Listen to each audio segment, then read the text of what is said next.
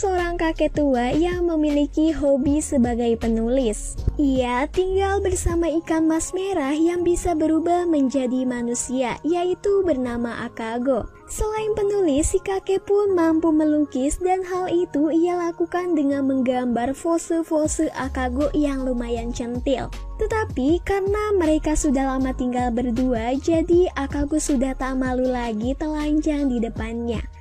Bukan tak mungkin untuk membuat si kakek tegang ya. Saat itu Akago sedang ingin berjalan-jalan dan meninggalkan si kakek sendirian. Singkat cerita, sepulang bermain Akago merengek kesakitan karena katanya ada kucing liar mengejarnya. Akago meminta si kakek untuk menyembuhkan luka di boolnya tersebut dengan air liurnya. Namun si kakek malah tergiur karena bokong Akago sangat aduhai. Akago yang polos menolak untuk digoda sehingga si kakek lanjut mengobati sampai ia kembali ceria. Keesokan harinya si kakek pergi ke sebuah acara untuk menjadi pembicara di sana. Akago pun ikut dan duduk sebagai penonton. Lalu seorang wanita bernama Tamura duduk di sampingnya dan terlihat sedang kurang sehat. Ia seperti akan pingsan, maka Akago pun membawanya keluar. Dengan air minum yang ia bawa ternyata mampu memulihkan kondisi Tamura. Setelah itu Tamura dan Akago pergi ke restoran agar bisa mengobrol lebih panjang. Di sana Tamura bertanya mengenai hubungan Akago dengan si kakek. Akago pun menceritakannya terutama kebiasaan mereka yaitu tidur bareng. Tapi ternyata Tamura malah semakin kepo sehingga kembali bertanya apa yang dilakukan mereka saat sedang tidur bareng. Akago yang masih polos hanya menjawab seadanya karena si kakek tidak pernah berani melakukan hal aneh kepadanya. Kemudian setelah acara selesai, Akago menemui si kakek dan berniat mengenalkannya kepada Tamura. Ketika dilihat, ternyata Tamura sudah tidak ada di sana. Akago pun memberitahu namanya kepada si kakek dan bekas luka yang ada di tangan Tamura. Mendengar hal itu membuat si kakek ingat kepada masa lalunya, bahwa dulu 12 tahun yang lalu ia pernah kehilangan seseorang yang bernama Tamura. Ia meninggal karena kasus perampokan yang dimana dilucuti arloji yang ia pakai. Maka dari itu tangannya pun membekas. Namun itu sudah beberapa tahun yang lalu sehingga tidak mungkin Tamura kembali.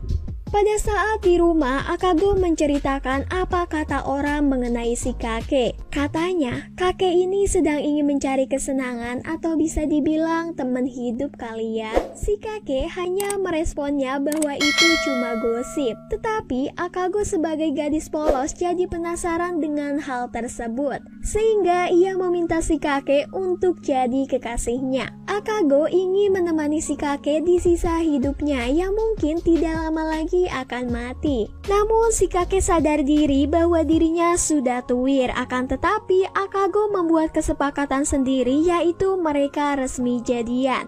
Lebih konyolnya lagi, ia meminta si kakek untuk bilang I love you dan berharap dengan memiliki kekasih ia mendapatkan banyak hadiah. Ya ngehalu aja dulu ya. Selain itu, si kakek pun meminta nama panggilan spesial untuk kekasihnya tersebut, yaitu Red Winifred.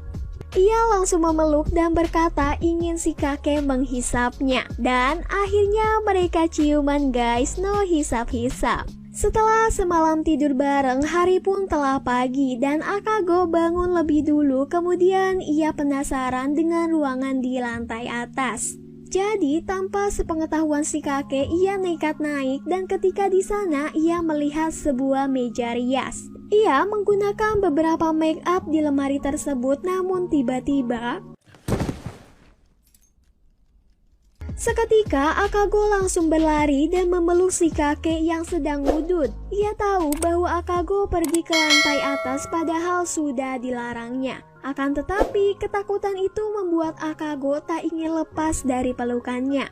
Pada suatu hari, Akago sedang berjalan sendirian dan ternyata Tamura kembali muncul namun hanya membuntutinya. Saat itu, Akago berpura-pura membeli ikan mas lalu mengumpat. Dengan begitu, Tamura bertanya kepada tukang ikan mas tersebut kemana Akago pergi. Lalu, Akago muncul dengan mengagetkannya dan bertanya kenapa Tamura membuntutinya. Ketika dilihat, Tamura jadi tahu bahwa Akago hanyalah seekor ikan mas. Lalu mereka pun kembali mengobrol untuk membicarakan si kakek. Saat itu Tamura mengaku bahwa ia sudah mengenal si kakek lebih dulu. Sementara Akago malah memberitahunya bahwa ia dan si kakek sudah saling mencintai. Tamura langsung kaget dan Akago meledekinya bahwa ia cemburu.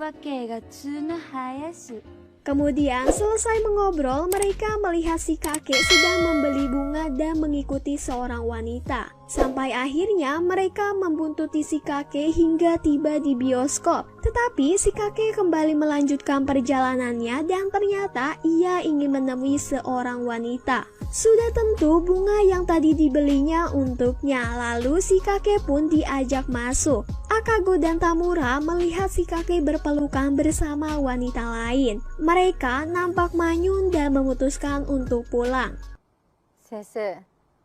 Setiba di rumah, Akago bercerita mengenai masa lalunya bersama si kakek. Ternyata ia pun mengalami hal yang sama, yaitu makhluk buatannya. Bahkan ia sudah sampai pada puncaknya ngisbrai dengan si kakek, walaupun terkendala karena arlojinya rusak akibat terlalu ganas. Hal itulah yang membuat si kakek marah hingga mereka berpisah. Mendengar cerita tersebut, Akago langsung menangis karena menyesal telah memperdulikan si kakek. Perlu kalian ketahui bahwa kejadian kematian Tamura bukan disebabkan oleh pencurian, melainkan si kakek sendiri. Akago pun merasa kasihan sehingga membantu mengobati luka di tangan Tamura. Tetapi suasana menjadi berubah karena Tamura merasakan kesanghean. Ia menyosor ke tubuh Akago namun gadis itu malah ketawa ketiwi. Bukannya sanghe balik, ia hanya kegelian. Kini Akago dan Tamura pun memutuskan untuk berteman sampai akhirnya menjadi akrab. Keesokan harinya Akago terlihat manyun kepada si kakek. Saking kesalnya si kakek didorong hingga tikusruk. Lalu hasil karya tulisnya dilempar-lempar hingga semrawut. Ia mengungkapkan kekesalannya dengan mengatakan bahwa si kakek adalah pria sanghean.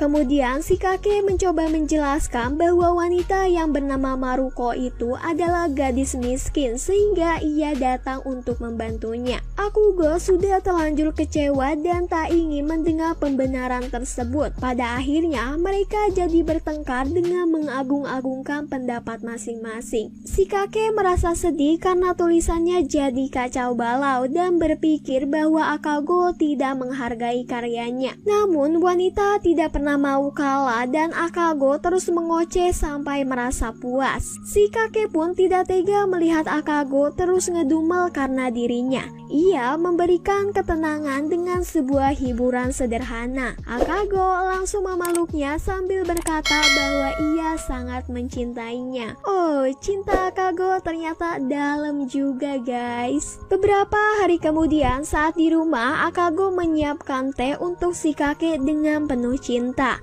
Tapi Akago memiliki permintaan konyol lagi yang katanya ingin membuat anak dengan si kakek. Walaupun ikan, ia juga memiliki nafsu guys. Si kakek menolak ajakan itu, namun Akago ingin diemes-emes seperti pengencrotan di luar sana. Tapi karena wanita muda tersinggung, Akago pun berpikir karena dirinya tidak cantik membuat si kakek menolaknya. Tetapi karena sudah sanghe parah, Akago memutuskan untuk mencari laki-laki agar ada yang mau mengawininya.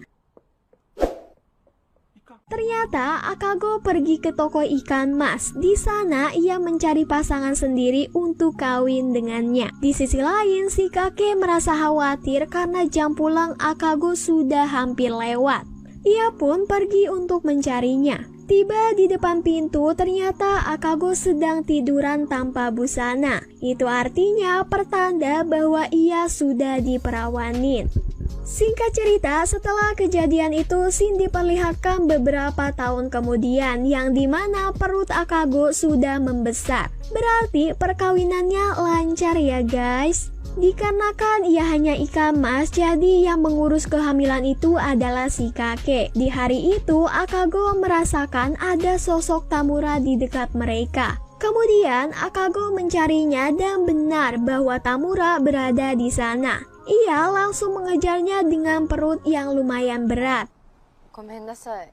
Lalu mereka pun berhadapan dan Akago mengatakan bahwa telurnya sudah penuh. Mungkin ikan ini bakal ngelahirin banyak kali ya. Tamura hanya mengucapkan selamat walaupun Akago terus memaksa untuk bertemu dengan si kakek. Tak lama setelah itu si kakek pun muncul lalu diminta oleh Akago untuk menyambut Tamura. Di sana si kakek berkata bahwa Tamura itu tidak ada karena hanya seorang hantu. Tidak semua orang bisa melihat seperti Akago. Tamura pun langsung pergi dan Akago sulit untuk dicegah. Begitu pula dengan Tamura yang memilih untuk kembali ke alamnya. Setelah itu, Akago kembali ke rumah si kakek dan terlihat sudah mengemas semua barangnya. Ia akan meninggalkan si kakek di tengah kehamilannya. Tetapi karena si kakek mencegahnya, Akago mencari jalan keluar dengan naik ke lantai atas. Suasana malah menjadi tegang karena lagi-lagi mereka pun bertengkar. Pertengkaran itu membuat Akago benar-benar frustasi, akan tetapi si kakek sudah tua bahkan sakit sehingga membutuhkan Akago di sisa hidupnya. Dengan sangat memohon sambil menangis meminta Akago untuk tidak pergi. Pada akhirnya Akago tidak memperdulikan hal itu. Kini si kakek hidup sengsara tak memiliki siapapun sampai tergeletak karena kesakitan. Ketika sedang setengah karat, tiba-tiba Akago muncul kembali dan membangunkan kebahagiaannya. Si kakek bahagia karena Akago pulang demi dirinya dan film pun berakhir. Oke guys, itulah tadi ulasan filmnya. Nah, jadi itu kisah cinta seorang kakek kepada ikan mas ya. Walaupun tidak ada di dunia nyata, tapi dari film ini jadi paham bahwa cinta tak memandang apapun. Sekali cinta, ya udah cinta terus. Tapi Mimin juga kurang paham gimana caranya si kakek nyiptain si Akago, karena asal-usulnya tidak diperjelas di film ini. Begitu juga dengan Tamura yang tiba-tiba muncul pada saat sudah jadi hantu ya. Namun